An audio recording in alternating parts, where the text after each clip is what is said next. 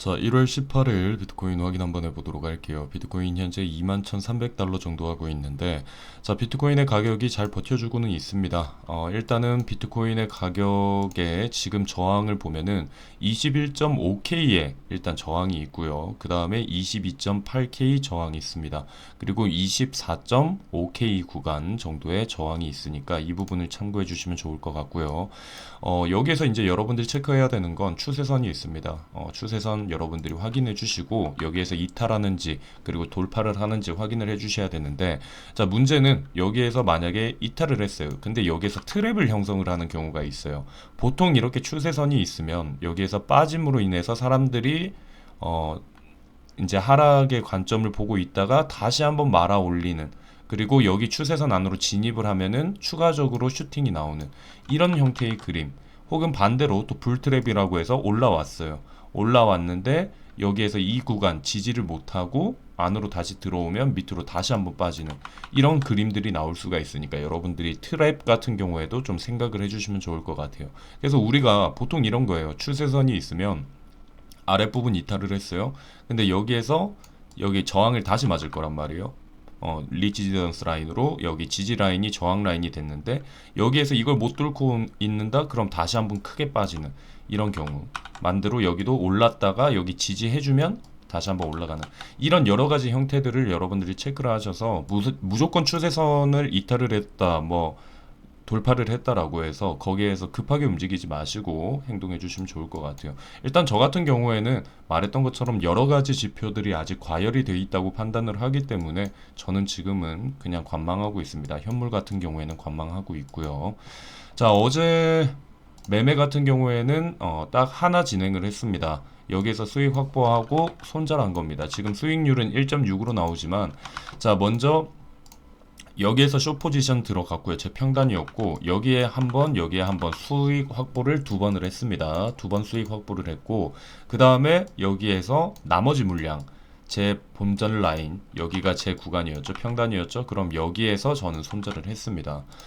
물론 뭐 그 이후에 내려왔지만 아쉬워할 필요는 없는 것 같아요. 그래서 수익 확보를 했기 때문에 평단에서 손절을 하는 방식으로 해서 어제 손해 없이 이런 식으로 진행이 됐다라고 보시면 될 것 같습니다. 어제 매매는 이렇게 진행을 했고요.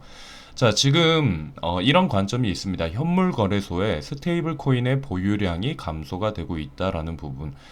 스테이블 코인은 당연히 이제 현금처럼 사용을 하는 거기 때문에 이 현물 거래소에서 스테이블 코인의 보유량이 많다라는 거는 이제 매수의 신호로 볼 수 있겠죠. 하지만 보유량의 감소가 보이고 있다. 그래서 이게 뭐 무조건 100% 이렇게 간다라는 얘기는 아니지만, 뭐 평균적으로 봤을 때 이 스테이블 코인의 보유량이 감소를 할 때 여기에서 비트코인의 하락이 한 번씩 있었다라는 부분인 것 같습니다. 그래서 현물 거래소에서 스테이블 코인의 보유량이 감소하는 부분이 나중에 하락을 유발시킬 수 있다라는 관점이 나오고 있고요. 그리고 현물 거래소 BTC 보유량의 증가, 현물 거래소의 BTC 보유량이 증가가 된다라는 것은 당연히 매도 압력을 나타낼 수가 있겠죠. 그래서 보유량이 증가를 했을 때 이전에도 하락을 했던 경우들이 있었다라는 이런 관점들이 있습니다. 일단 뭐 저 같은 경우에도 이 관점이나 말했던 것처럼 지금 여러 가지 지표들, 어제도 말했던 뭐 SSR 지표 같은 경우에도 과열이 되어 있는 상황이기 때문에 말했던 것처럼 저는 여기에서 더 오를 수도 있습니다. 여러분들 다시 한번 말하지만 제 관점 참고만 해주세요. 여기에서 이거 뚫고 해서 24K까지도 갈 수 있어요. 하지만 저 같은 경우에는 말했던 것처럼 그냥 분석대로 움직이겠다라고 얘기를 드린 겁니다. 여기에서 저는 항상 말하지만 트레이딩에 감정이 섞여버리면 그때부터는 매매가 꼬이기 시작하거든요.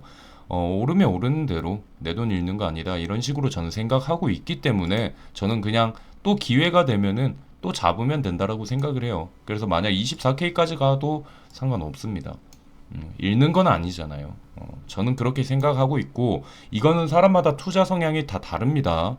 그러니까 여러분들이 만약 매수를 하고 싶으시면 하셔도 되는 거예요. 상관은 없습니다. 그래서 뭐 저 같은 경우에는 지금 뭐 이런 부분들이 저도 공감을 하는 부분이기 때문에 일단 저는 조심하겠다라는 얘기 아시면 될 것 같아요. 자, 오늘 일정이 있습니다. 이제 근원 소매 판매 지수 그리고 생산자 물가 지수, 소매 판매 지수까지 오늘 발표가 됩니다. 이 부분들이 또 변수가 될 수가 있지 않을까 싶은데요. 자, 일단 생산자 물가지수 PPI죠. PPI는 어떻게 나오면 좋을까요? 당연히 낮게 나와야 좋겠죠. 이 부분 인플레이션과 관계가 되어 있기 때문에 일단은 예측치는 이전보다 0.1%, 그러니까 0.4%나 하락을 한 거죠. 예측치는 마이너스 0.1%로 예측을 하고 있어요. 이 부분이 이렇게 나와준다면 우리에겐 긍정적인 반응이 나와줄 수 있을 것 같고요. 자, 소매 판매 지수는 어떻게 나와야 될까요? 좋게 나와야 좋겠죠. 왜 그러냐? 물가랑 관계가 없죠. 이 소매 판매 지수는 판매가 얼마나 됐는지 경제 침체를 확인할 수 있는 거기 때문에. 근데 지금 여기 예측치는 마이너스 0.8%거든요. 그래서 일단 물가는 좋게 나오고 또 예측치에 해서 소매 판매가 안 좋게 나오면은 경제 침체 우려가 있고, 그래서 이게 만약 둘 다 예측치에 나온다 하면 어디에 포커스를 맞춰야 될지 사람들은 많이 헷갈릴 것 같은데, 저도 이건 모르겠어요. 사람들이 분위기를 어느 곳에 이제 맞춰가는지. 그냥 뭐 물가 지수는 뭐 좋게 나왔지만 경제 침체 우려가 있다, 이렇게 하락을 하면은 그런 얘기를 할 거고, 만약 상승을 하면 물가 지수 예상보다 낮게 나와서 좋다, 뭐 여기에 포커스를 맞출 거니까 시장이 어디에 분위기를 맞출지 이 부분은 저도 잘 모르는 상황입니다. 그래서 일단은 흐름을 우리가 찾아가면 될 것 같아요. 발표가 나오고 그리고 시장이 어떻게 반응하는지에 따라서 그 흐름으로 우리가 따라가시면 좋을 것 같습니다. 자, 그리고 마지막입니다. 오늘 좀 중요 뉴스 중에 하나인데, 일본은행이 YCC 유지를 한다라고 해요. 그래서 엔화가 급락을 하고 지금 금리 결정을 했는데 마이너스 0.10% 그대로 유지를 한다라고 했어요. 그래서 채팅방에는 바로 알려드렸거든요. 최대한 빨리 알려드렸는데, 자, 이게 여러분들 어려울 거예요. 페드도 알고 이제 뭐 금리 인상 뭐 이런 부분 배워가고 있는데 갑자기 이제 또 일본은행까지 또 얘기를 나와야 되는 건데, 그냥 쉽게 제가 간단하게만 설명드릴게요. 자, 일본은 지금 현재 마이너스 유일한 금리 국가죠. 마이너스 0.1%입니다. 지금 미국은 금리 인상을 계속하고 있는데 일본은 유일하게 마이너스 금리 국가예요. 왜일까요? 경기 부흥을 위해서. 자, 금리가 마이너스면 기업이 대출을 받기가 부담스럽지 않겠죠. 그러면 투자를 하고, 투자가 늘어나면 일자리 증가, 일자리 증가가 소득 증가. 이러면 경제 활성된다. 이것 때문에 지금 전 세계에서 마이너스 금리 국가를 진행을 하고 있는 거거든요. 근데 이 정책을 유지하기 위한 게 YCC, 수익률 곡선 제어 정책이라고 합니다. 그래서 양적 완화가 아닌 유동성 공급 정책으로, 양적 완화보다 훨씬 좋은 거죠. 미국이 이렇게 했으면 비트코인 지금 난리 났을 거예요. 지금 미국이 뭐 금리 인상하는데 이게 아니라 미국이 진짜 이런 식으로 했으면 지금 비트코인 뭐 나스닥 한번 난리 났겠죠. 자, 쉽게 생각하면 그거예요. 우리가 코로나가 있었잖아요. 코로나 때 이제 돈 푼 것처럼 이런 거 개념 제로 금리 뭐 이런 건데, 지금 뭐 일본 같은 경우에는 계속해서 그걸 유지를 하고 있는 겁니다. 자, 이런 상황인데 여러분들이 생각을 해보세요. 자, 일본 10년물 기준 금리가 0.25%였어요. 근데 미국 10년물은 국채가 3.4%였어요. 이율로 따지면 여러분들은 일본 국채를 살래요, 미국 국채를 살래요? 당연히 미국 국채를 사겠죠. 자, 이렇게 되다 보니까 엔화가 어떻게 되냐? 약세가 됩니다. 여러분들이 생각해 보세요. 미국 국채를 계속 사기 위해서 돈이 자꾸 외국으로 빠져나가고 하다 보니까 일본의 그 엔화 가치는 떨어지게 되죠. 근데 이번에 일본이 10년물 기준 금리를 0.5%로 올렸어요. 0.25에서 0.5%로 확대를 했단 말이에요. 이렇게 되니까 어떤 시장이 반응이 있었냐면 엔화가 강세가 되고 미국 국채 약세가 되고 미국 달러가 약세가 됐어요. 왜 그러냐? 밖에 있는 돈들이 이제 안으로 들어오게 되니까 엔화가 강세가 되는 거죠. 자, 그래서 이게 금리 인상을 시작하는 게 아닌가라고 생각을 사람들이 했어요. 근데 이번에는 일단은 어떻게 된다? 유지를 하게 된 거예요. 우리한테는 살짝 다행이기도 해요. 왜 그러냐면, 자, 0.5% 확대함으로 엔화 강세가 왔지만 이번에 YCC 유지 금리 동결을 해서 일단은 달러 강세가 돼서, 이 달러 강세가 뭐 좋은 부분은 아니라고 했죠. 우리 비트코인 하는 사람들 입장에서는 지금 달러가 강세를 보이고는 있는데, 뭐 이게 무조건 비트코인과 디커플링 되는 무조건의 절대적 지표는 아니기 때문에 일단 달러 강세가 되고 있는데, 우리가 다른 부분을 체크할 수 있는 게 뭐냐면 이 부분이에요. YCC 종료를 해버리면은, 그러니까 쉽게 말해서 미국으로 우리가 비교를 해보면 금리 인상을 해버린다라는 거예요. 금리 인상을 해버리게 되면은 지금 미국이 금리 인상을 함으로 인해서 우리 시장에서 영향을 받고 있는 게 크잖아요. 근데 일본까지 이제 그렇게 진행이 된다라고 하면은 일본 같은 경우에는 미국 국채의 최대 채권국입니다. 이런 곳에서 이제 미국 국채 이제 올리고 그리고 금리 인상을 하기 시작하면은 말했던 것처럼 여러분들 돈을 빌리면 돈을 준대요. 그러면은 여러분들 다 돈을 빌려서 그걸로 투자를 하고 미국 국채 사고 뭐 하겠죠. 미국 국채 같은 경우에도 일본이 사준 거예요.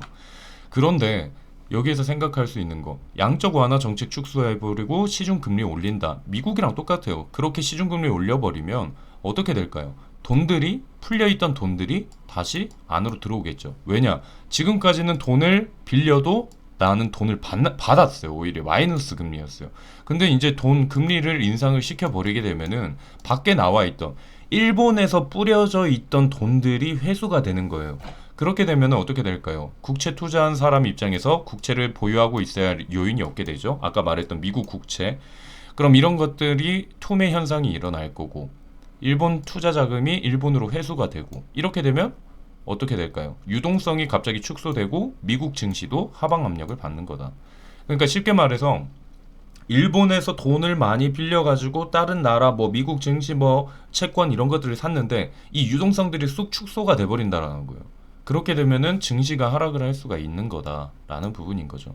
그래서 일단은 YCC가 유지가 되긴 됐습니다. 됐는 건데 뭐 달러가 강세가 되긴 하지만 일단은 유지가 됨으로 인해서 지금 전 세계 시장이 조금은 안심을 좀 하고 있는 부분이기는 한 것 같아요. 그래서 일단 보면은 뭐 미국 채권 일단 내려가고는 있고 지금 말했던 0.25포인트 유지를 하고 있었죠. 근데 지금 이번에 0.5%로 올렸기 때문에 이제 일본 채권을 그래서 이 부분이 언젠간 또 리스크가 있을 거예요. 왜 그러냐면 올해 4월 말까지 4월까지 임기를 마치고 현 총재인 구로다카 퇴임을 하면은 기시다 정부에서 후임 총재 인선하고 금리 인상을 논의할 수도 있다. 이런 부분이 있기 때문에 또 이게 우리 시장에 어떤 영향을 미칠지 나중에 시간이 또 지나가지고 또 4월 돼서 이런 부분 나오고 하락해버리면은 아유 또 우리는 신경을 써야 되겠죠. 일단은 뭐 이번에는 좀 다행이다라고 생각을 할 수 있을 것 같긴 합니다.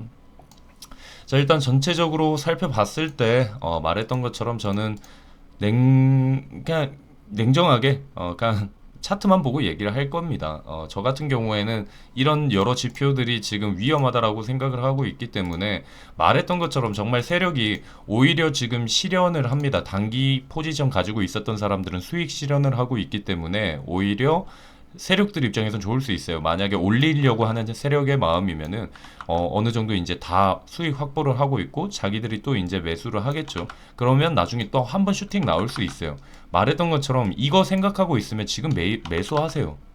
이렇게 올라갈 거다 생각하시면 매수하시면 됩니다. 대신 매수를 하셨을 때 손절 라인만 딱 정하시면 돼요. 그냥 멍하게 있지 말고 사서 여기에서 오르면은 땡큐, 여기에서 만약에 내리면은 여기에서 난 손절. 이 기준도 없으면은 매수를 하지 말라고 얘기를 드리고 싶어요. 일단 저 같은 경우에는 기다리고 있어요. 조금 더 내려와서 눌림 줬을 때 눌렸는데 지지한다? 그럼 슈팅 한번 줄 수 있는 거 생각을 해서 여기에서 트랩 만들고 안으로 진입, 추세 진입, 슈팅 이런 형태를 기대를 해볼 수가 있을 것 같은데 지금 사기는 너무 싫어요. 부담돼서 그렇기 때문에 지금 저는 매수는 안 하고 있다라는 거고 여러분들도 여러분들의 투자를 한번 해보시면 좋을 것 같습니다. 일단 오늘 영상은 여기에서 마치도록 하고 추가적인 내용은 채팅방을 통해서 좀 전달드리도록 하겠습니다. 오늘도 상황을 좀 보고 포지션을 나갈 생각입니다. 선물방 정혜원방 얘기 드리죠. 들어오고 싶으신 분들은 영상의 아랫부분에 있습니다. 이 부분 참고하셔서 문의 주시면 좋을 것 같습니다. 일단 오늘 영상은 여기에서 마무리하도록 하겠습니다.